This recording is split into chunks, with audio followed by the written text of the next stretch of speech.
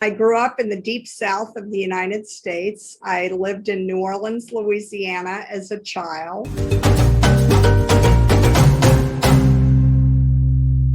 Hello, everybody, and welcome back to the Herstory TV and the Herstory podcast. This is Gertrude Butcher here in beautiful Wellington, New Zealand. And today I am graced with the presence of yet another fascinating lady coming to us all the way from the US. Welcome to our tribe. Please tell everybody your full name, where you're based, how old you are, and share your story with us today. Thank you so much, Gertrude.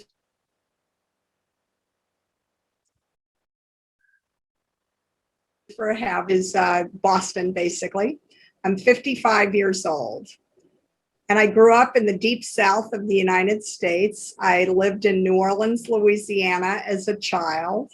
It's a really fun city to grow up in with great music and great food. And after college, I joined a Wall Street investment banking firm in New York City. And it was a really intense period, the 1980s. If you saw the movie Wall Street with Michael Douglas, that was what Wall Street was like in the 1980s. But it was a lot of work, a lot of money, but very crazy. And I decided I needed a different life. So I went back to school for a master's in business, and I decided to switch career tracks. I left my finance career and started in marketing. And I went into corporate big corporate jobs as a marketer at Procter & Gamble and Coca-Cola, great marketing brands. But I got very interested in the internet when it started, and there were all these startup companies popping up, and they were looking for people to do marketing. So I got bitten by the dot-com bug, and I left my big fancy office in my corporate marketing job at Coca-Cola, and I joined this little startup that no one had ever heard of. And I had so much fun. It was really exciting.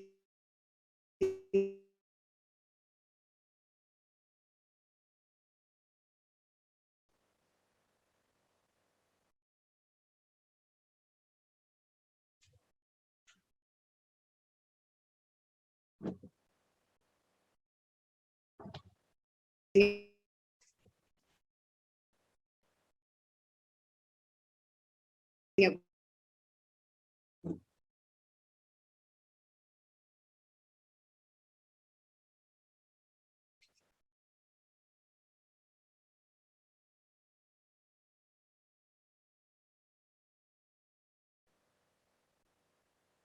was like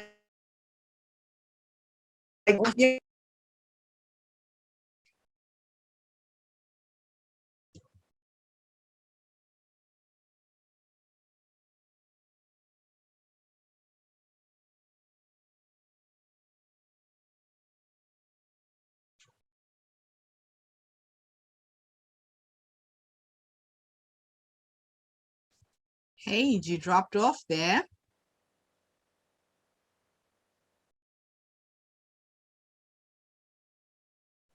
okay.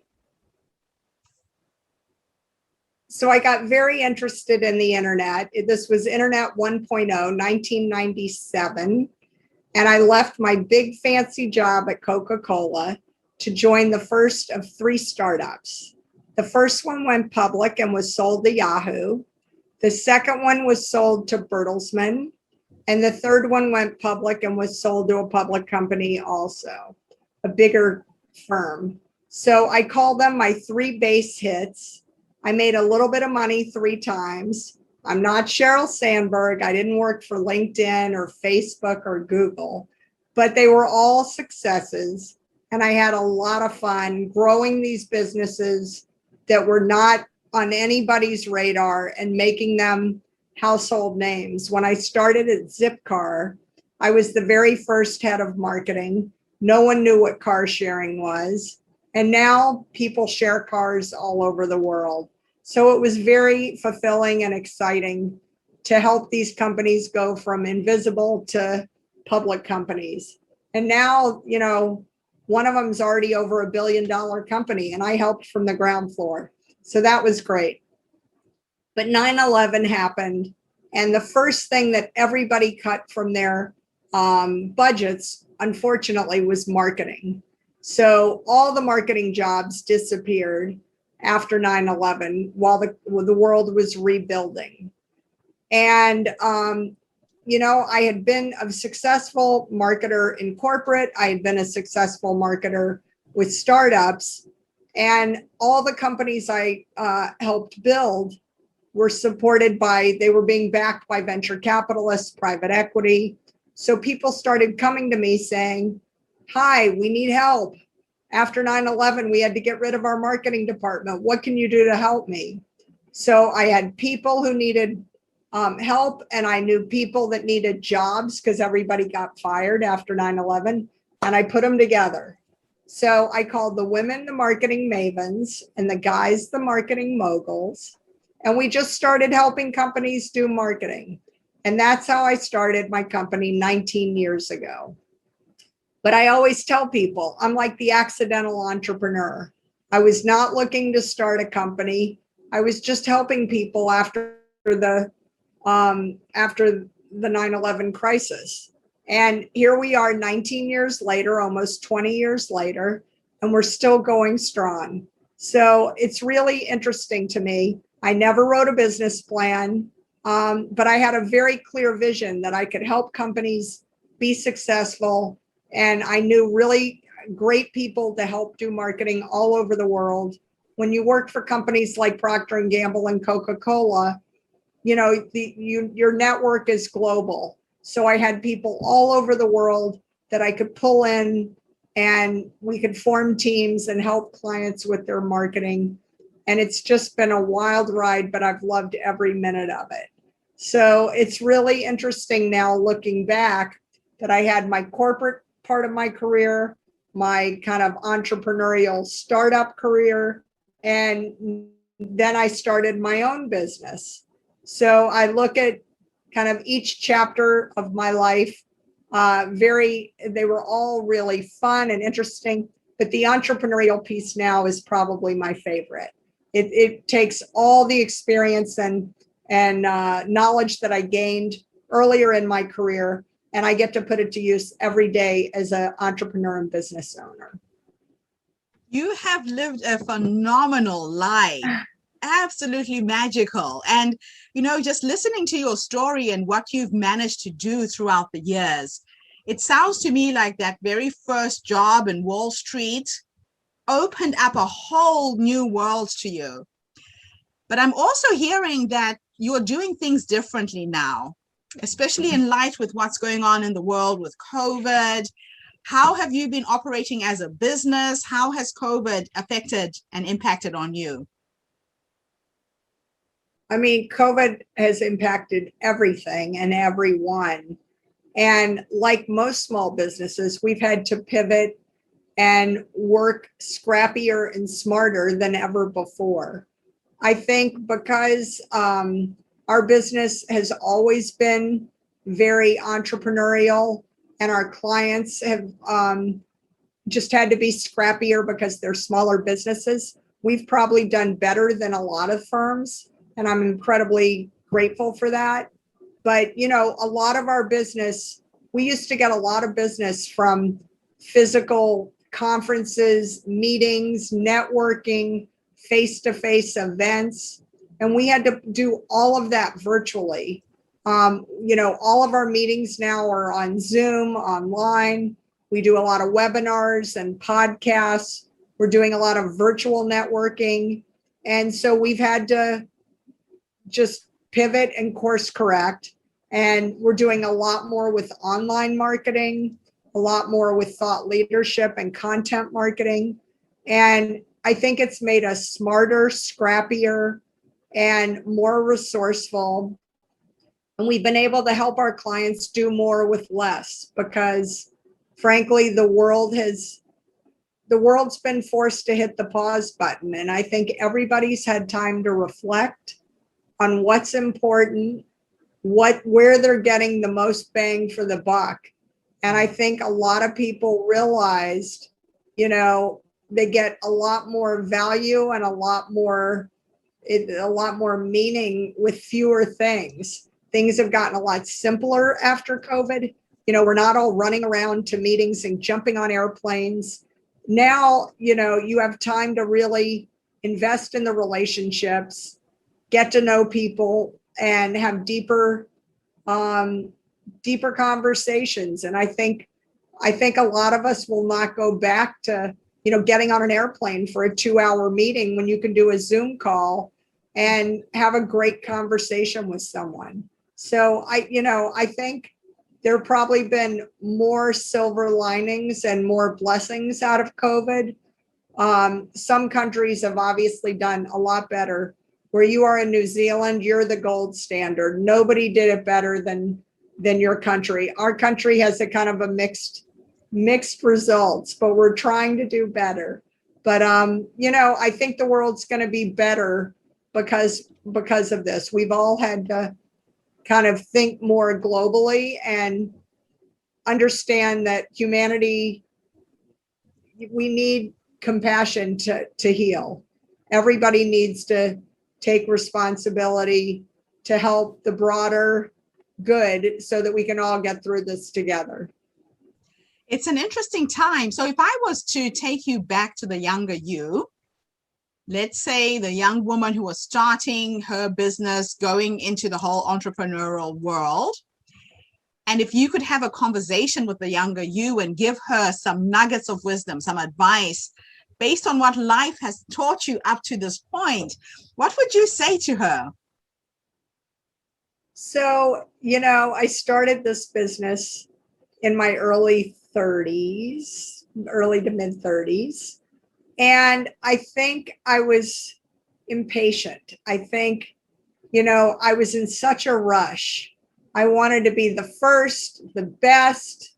I was always, there was just never enough time. I wanted to go to every event. I wanted to meet with everybody. I wanted to close every piece of business. I was very competitive. And I feel like more was more. Like I wanted more projects, bigger budgets. Everything had to be kind of, I was just on this treadmill, like running. And I think, I was in my 30s and I said, I want to achieve this by 35. I want to achieve this by 40, this by 50. And it was all about achievement and hitting these milestones and hitting these goals. And I feel like now with perspective and age and more wisdom, I've got more patience. I realize you don't have to do everything by 40 or 50. It really, the saying about it's not about the destination, it's about the journey. And I feel like I'm now able to take a step back and appreciate every step on the journey and learn in deeper ways. I'm not in such a rush anymore to close the deal, to get the award, to win the prize. I feel like now I'm enjoying the moment, the little events every day, to find joy and happiness at each stage and not wait for the final award or the final achievement. That there's joy and learning at every step along the process. Mm-hmm. And it's really, for me, I get a lot more pleasure doing things that make everybody successful along the way. It's not really about me anymore. I get a lot more joy and pleasure helping other people achieve their goals, because I feel like I will only live on in the achievements I help others get. It's not really, what I do for me will die with me. Yeah. What I do to help others will live on forever. And so I want little pieces of me to be in a lot of things so that I can basically live on forever. And I think that will end up being my legacy, not because I made some list of the top women in this or the 50 most powerful that or the most successful, blah, blah, blah. That's not really important anymore. Yeah. And I think when I was young, I wanted to be on every list for every achievement, to win all the awards. And I've got a lot of awards around my office, but the awards don't really mean anything if it's just me. And I think, to have people say to me, you taught my team, like, it's kind of the saying about teaching someone to fish versus fishing for them. Yes. When you teach others to fish, it's like now they know, and you've given them this gift, this lesson. A little piece of you stays on in them, and that makes me much happier, more fulfilling, more gratifying to know that I'm living on in other people now. Oh, I love that. What a beautiful way to end our interview. It is a legacy that you're leaving. And what I love most is that you are a living legacy. A lot of people wait until they have made a chunk of change, and when they die, they bequeath a certain amount of money to a cause. But you're living and seeing it actually happening real time. So thank you for your work. That's my goal.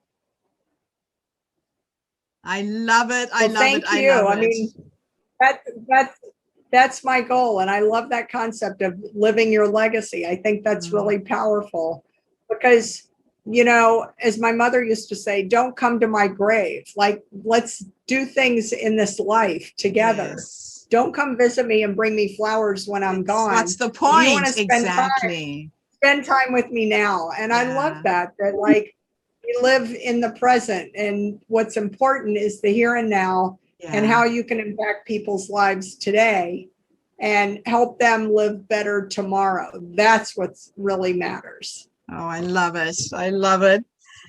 It's always a pleasure reconnecting with you, Paige. You're one of those women in the world that I know we are on par. Thank you so much for this interview, and thank you to everybody who's tuned in today. I'll be back again tomorrow with yet another amazing story. This is Gertrude Mache in beautiful New Zealand. Have a fantastic day, evening, morning, wherever you are in the world. Thank you, Paige. Thank you, everybody. Thanks, Gertrude. See you soon. Awesome. Bye-bye. Oh, wow.